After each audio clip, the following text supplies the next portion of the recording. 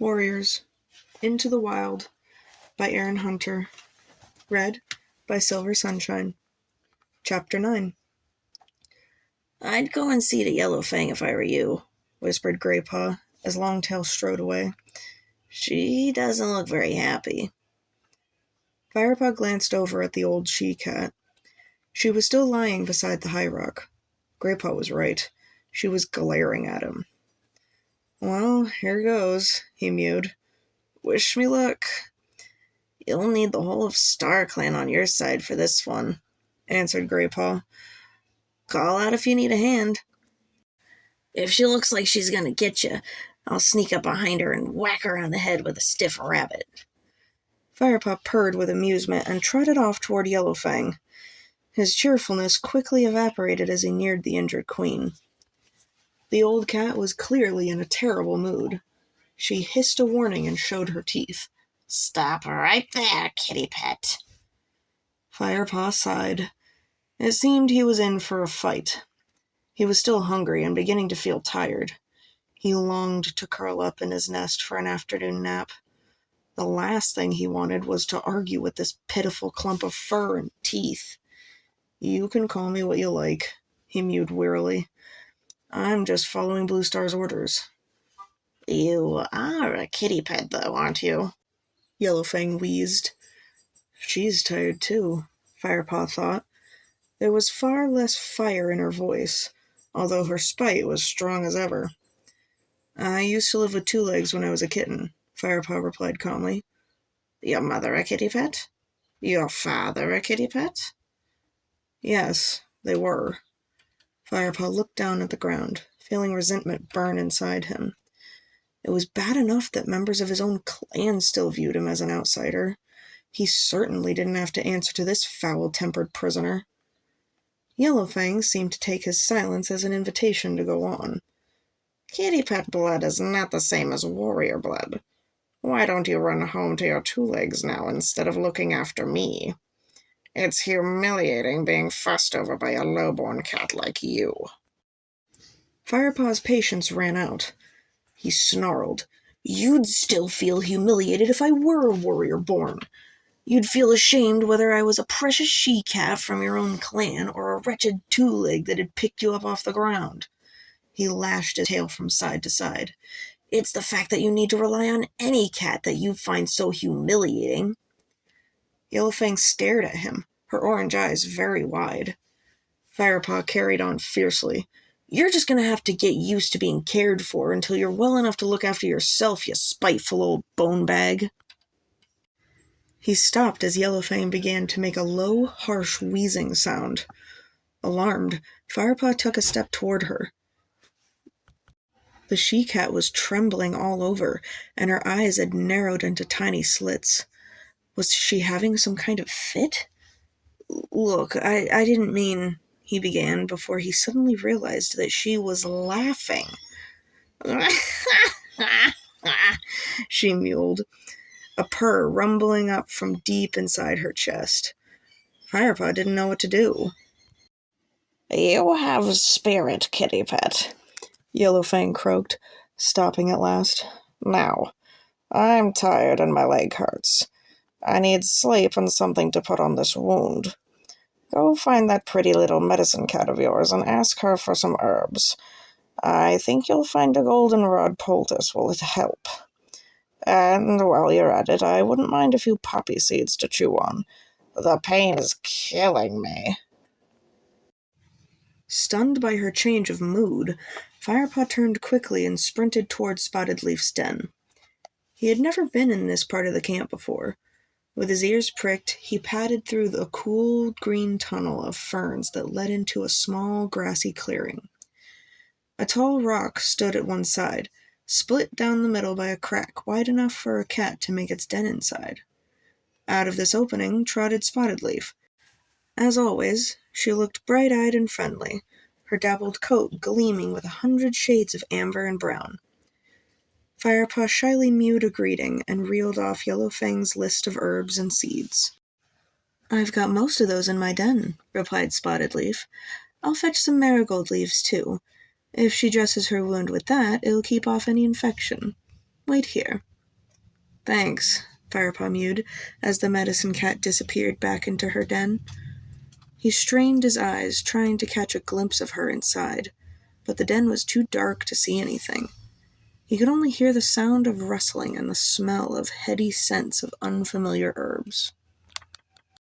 Spotted Leaf emerged from the gloom and dropped a bundle folded in leaves by Firepaw's feet. Tell Yellowfang to go easy on the poppy seeds. I don't want her to deaden the pain entirely. A little pain can be useful, as it will help me judge how well she's healing. Firepaw nodded and picked up the herbs with his teeth. Thanks, Spotted Leaf, he mewed through the mouthful of leaves, then headed back through the fern tunnel into the main clearing. Tigerclaw was sitting outside the warrior's den, watching him closely.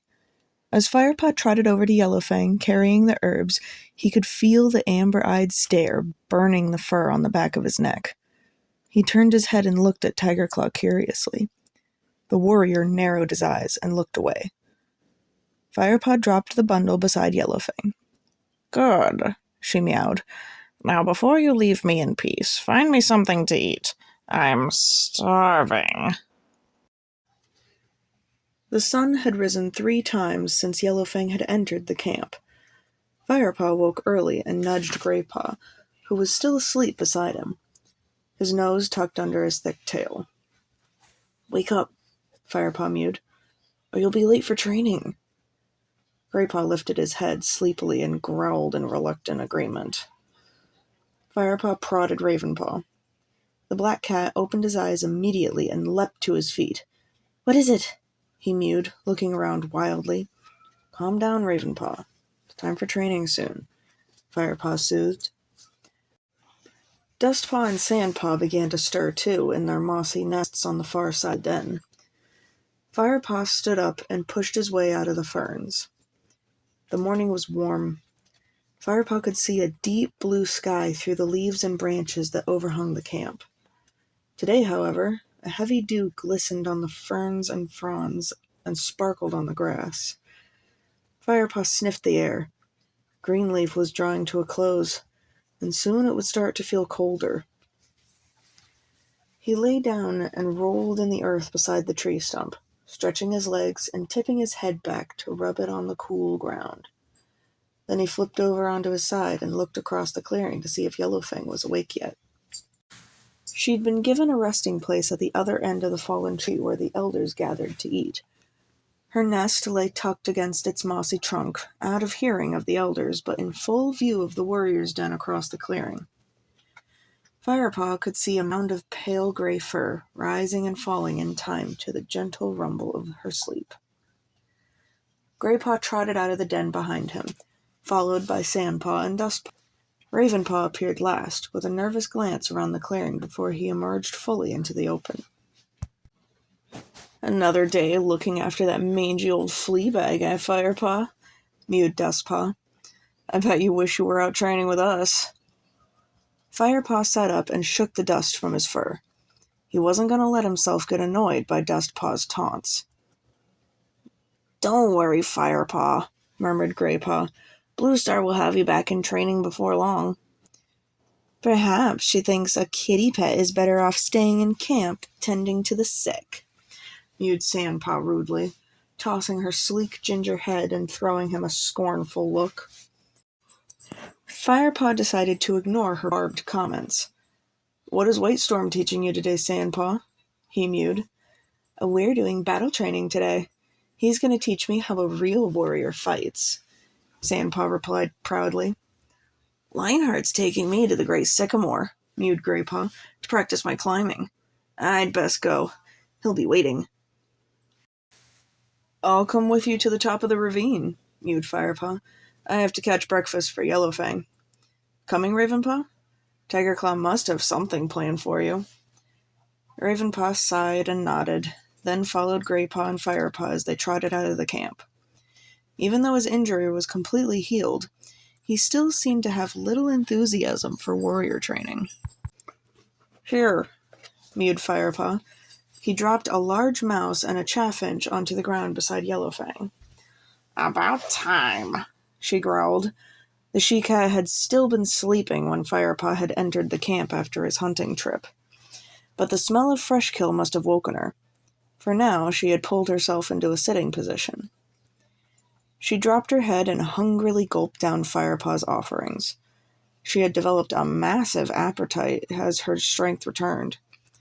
Her wound was healing well, but her temper remained as fierce and unpredictable as ever. She finished her meal and complained, "The base of my tail itches like fury, but I can't reach it. Give it a wash, will you?" With an inward shudder, Firepaw crouched down and set to work. As he cracked the plump fleas between his teeth, he noticed a gang of small kits tumbling in the dusty earth nearby. They were mauling each other and play-fighting, sometimes quite viciously. Yellowfang, who had closed her eyes as Firepaw groomed her, half opened one eye to observe the kits as they played. To his surprise, Firepaw felt her spine stiffen beneath his teeth. He listened for a moment to the tiny yelps and squeaks of the kits. "Feel my teeth, Booted Star," mewed one small tabby. He leaped onto the back of a little gray and white kit, who was pretending to be the ShadowClan leader. The two kits bundled toward the high rock. Suddenly, the gray and white kit gave a mighty heave and flung the tabby from his back. With a startled squeak, the little tabby cannoned into Yellowfang's side. Instantly, the old she-cat leapt to her feet, fur on end, spitting violently. "Stay away from me, you scrap of fur," she hissed. The tabby kit took one look at the furious cat, turned tail and ran. He hid himself behind a tabby queen, who was staring furiously across the clearing at Yellowfang. The gray and white kit froze where he stood. Then, paw by paw, he cautiously backed away toward the safety of the nursery. Yellowfang's reaction had shocked Firepaw. He thought he'd seen her at her most vicious when they fought after their first meeting, but her eyes burned with a new rage now. "I think the kits are finding it hard to be confined to camp," he mewed cautiously. "They're getting restless." "I don't care how restless they are," growled Yellowfang.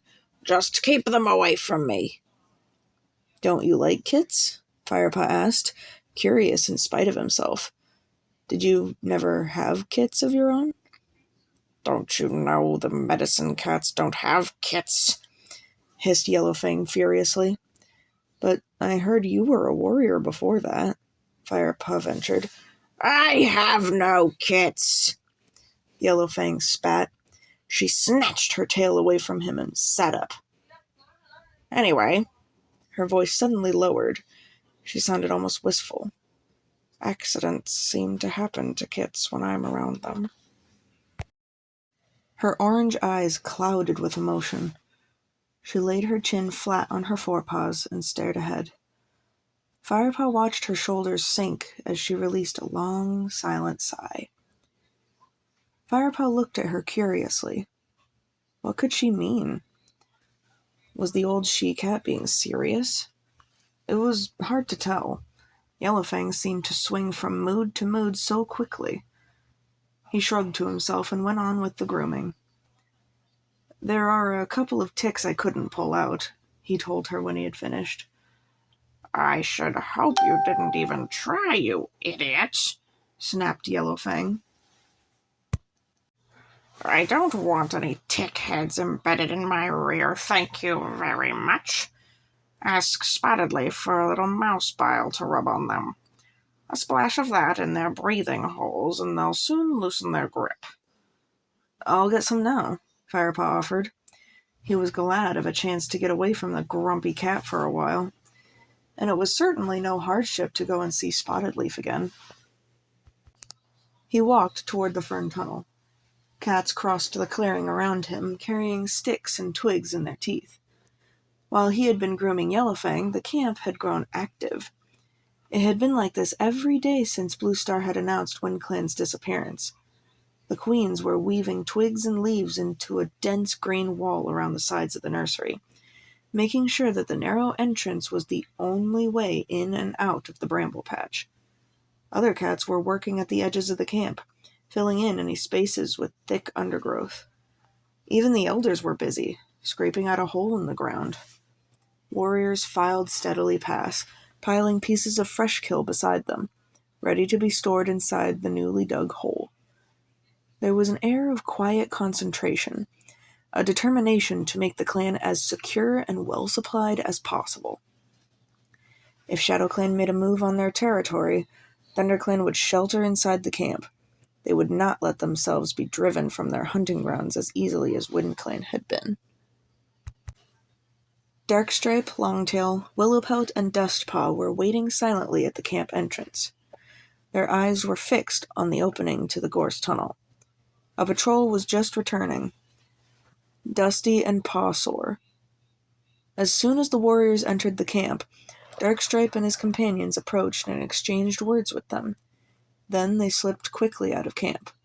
ThunderClan's borders were not being left unguarded for a moment. Firepaw headed down the fern tunnel that led to Spotted Leaf's den.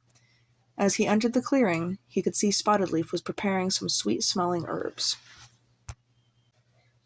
"Can I have some mouse bile for Yellowfang's ticks?" Firepaw mewed. "In a moment," replied Spotted Leaf, pawing 2 piles of herbs together and mixing the fragrant heap with one delicately extended claw. "Busy?" Firepaw asked, settling down on a warm patch of earth. "I want to be prepared for any casualties," Spotted Leaf murmured, glancing up at him with her clear amber eyes. Firepaw met her gaze for a moment, then looked away, an uncomfortable feeling prickling her fur. Firepaw waited, happy to sit quietly and watch her at work.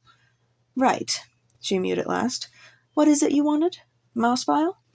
"Yes, please." Firepaw stood up and stretched each back leg in turn. The sun had warmed his fur and made him feel sleepy. Spotted Leaf bounded into her den and brought something out. She held it gingerly in her mouth. It was a small wad of moss dangling on the end of a thin strip of bark. She passed it to Firepaw. He tasted her warm, sweet breath as he took the bark strip between his teeth. "The moss is soaked in bile," Spotted Leaf explained. "Don't get any in your mouth, or you'll have a foul taste for days. Press it onto the ticks, and then wash your paws. In a stream, not with your tongue." Firepaw nodded and trotted back to Yellowfang, feeling suddenly cheerful and tingling with energy. "Hold still," he mewed to the old she-cat. Carefully, he used his forepaws to press the moss onto each tick. "You may as well clear away my dirt now. Your paws are already foul," she meowed when she had finished. "I'm going to take a nap." She yawned, revealing her blackened and broken teeth. The warmth of the day was making her sleepy, too. "Then you can go do whatever it is you apprentices do," she murmured. When Firepaw had cleared away Yellowfang's dirt, he left her dozing and made his way to the gorse tunnel. He was keen to get to the stream and rinse his paws. "Firepaw," a voice called from the side of the clearing. Firepaw turned. It was Halftail. "Where are you off to?" meowed the old cat curiously. "You ought to be helping with the preparations." "I've just been putting mouse bile on Yellowfang's ticks," replied Firepaw. Amusement flickered through Halftail's whiskers. "So now you're off to the nearest stream. Well, don't come back without fresh kill. We need as much as we can find." "Yes, Halftail," Firepaw replied. He made his way out of the camp and up the side of the ravine. He trotted down to the stream where he and Greypaw had hunted on the day he had found Yellowfang. Without hesitating, he jumped down into the cool, clear water. It came up to his haunches and wet his belly fur. The shock made him gasp, and he shivered. A rustle in the bushes above him made him look up, although the familiar scent that reached his nose told him there was nothing to be alarmed about. "What are you doing in there?" Greypaw and Ravenpaw were standing, looking at him as if he were mad. "Mouse bile," Firepaw grimaced. "Don't ask." "We're Lionheart and Tigerclaw." "They've gone to join the next patrol," answered Greypaw. "They ordered us to spend the rest of the afternoon hunting." Halftail told me the same thing, Firepaw mewed, flinching as a chilly current of water rushed around his paws. Everyone's busy back at camp. You'd think we were about to be attacked any moment. He climbed up onto the bank, dripping. Who says we won't be? Mewed Ravenpaw, his eyes flickering from side to side as if he expected an enemy patrol to leap out of the bushes at any time. Firepaw looked at the heap of fresh kill that was piled beside the two apprentices. Looks like you've done all right today, he mewed. Yeah, mewed Greypaw proudly, and we've still got the rest of the afternoon to hunt. Do you want to join us? You bet, Firepaw purred. He gave himself a final shake, then bounded into the undergrowth after his friends. Firepaw could tell that the cats back at camp were impressed with the amount of prey the three apprentices had managed to catch during their afternoon hunt. They were welcomed back with high tails and friendly nuzzles. It took them 4 journeys to carry their bumper catch to the storage hole the elders had dug. Lionheart and Tigerclaw had just returned with their patrol as Firepaw, Greypaw, and Ravenpaw carried their last load into the camp. Well done, you 3, meowed Lionheart. I hear you've been busy. The store is almost full. You might as well add that last lot to the pile of fresh kill for tonight, and take some of it back to your den with you. You deserve a feast. The 3 apprentices flicked their tails with delight. I hope you've not been neglecting Yellowfang with all this hunting, Firepaw, Tigerclaw growled warningly. Firepaw shook his head impatiently, eager to get away. He was starving. He had obeyed the warrior code this time and not eaten a morsel while he was hunting for the clan. Nor had Greypaw or Ravenpaw. They trotted away and dropped the last of their catch on the fresh kill that had already lay in the center of the clearing. Then each of them took a piece and carried it back to the tree stump. The den was empty. "Where are Dustpaw and Sandpaw?" asked Ravenpaw. "They must still be out on patrol," Firepaw guessed. "Good," meowed Greypaw. "Peace and quiet." They ate their fill and lay back to wash. The cool evening air was welcome after the heat of the day. "Hey, guess what?" mewed Greypaw suddenly. "Ravenpaw managed to squeeze a compliment out of old Tigerclaw this morning." "Really?" Firepaw gasped. "What on earth did you do to please Tigerclaw? Fly?" "Well," Ravenpaw began shyly, looking at his paws. "I caught a crow." "How'd you manage that?" Firepaw mewed, impressed. "It was an old one," Ravenpaw admitted modestly. "But it was huge," added Greypaw. "Even Tigerclaw couldn't find fault with that. He's been in such a bad mood since Blue Star took you on as her apprentice." He licked his paw thoughtfully for a moment. "Hang on. Make that since Lionheart was made deputy." "He's just worried about ShadowClan and the extra patrols," mewed Ravenpaw hastily. "You should try not to annoy him." Their conversation was interrupted by a loud yowl from the other side of the clearing. "Oh no," Firepaw groaned, getting to his paws. "I forgot to take Yellowfang her share." "You wait here," mewed Greypaw, leaping up. "I'll take her something." "No, I'd better go," Firepaw protested. "This is my punishment, not yours." "No one will notice," argued Greypaw. "They're all busy eating. You know me, quiet as a mouse, quick as a fish. Wait here." Firepaw sat down again, unable to hide his relief. He watched his friend trot away from the tree stump to the pile of fresh kill. As if he were carrying out orders, Greypaw confidently picked out 2 of the juiciest-looking mice. Quickly, he began to pad across the clearing toward Yellowfang. "Stop, Greypaw!" A loud growl rumbled from the entrance to the warrior's den. Tigerclaw strode out and marched over to Greypaw. "Where are you taking those mice?" he demanded. With a sinking feeling in his stomach, Firepaw watched, helpless, from the tree stump. Beside him, Ravenpaw froze mid-chew and crouched over his meal with his eyes wider than ever. Greypaw dropped the mice and shuffled his paws uncomfortably. Not helping young Firepaw by feeding that greedy traitor over there, are you? Firepaw watched Greypaw study his paws for a moment. Finally, he replied, I was just feeling hungry. I was going to take them off and eat them by myself. If I let that pair get a look in, he glanced at Firepaw and Ravenpaw, they'll leave me with nothing but bones and fur. Oh, really? Mewed Tigerclaw. Well, if you're so hungry, you might as well eat them here and now. But, Greypaw began, looking up at the senior warrior in alarm. Now! Growled Tigerclaw. Greypaw bent his head and quickly began to eat the mice.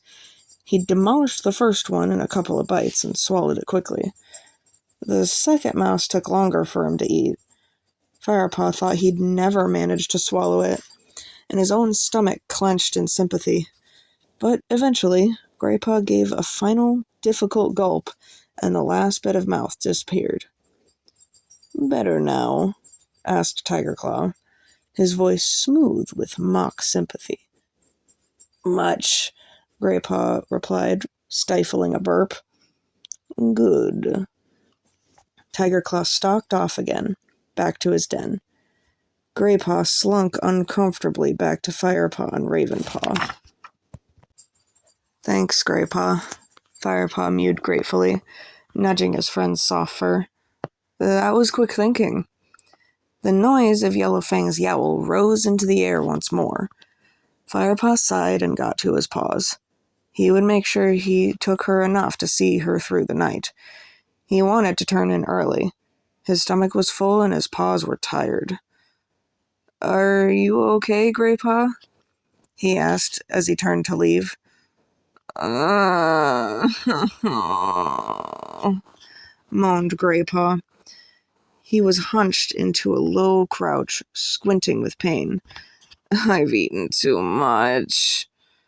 Go and see Spotted Leaf, Firepaw suggested. I'm sure she'll find something to help. Oh, I hope so, mewed Greypaw, tottering slowly away. Firepaw wanted to watch him go, until another angry yowl from Yellowfang sent him sprinting across the clearing. Thank you all very much for listening to Chapter 9 of Warriors Into the Wild. As always, if you liked it, please leave a like and subscribe. I will be reading the entirety of the Warriors series. And as always, if the Erins wish me to stop, I will. Thank you very much, and may StarClan light your path.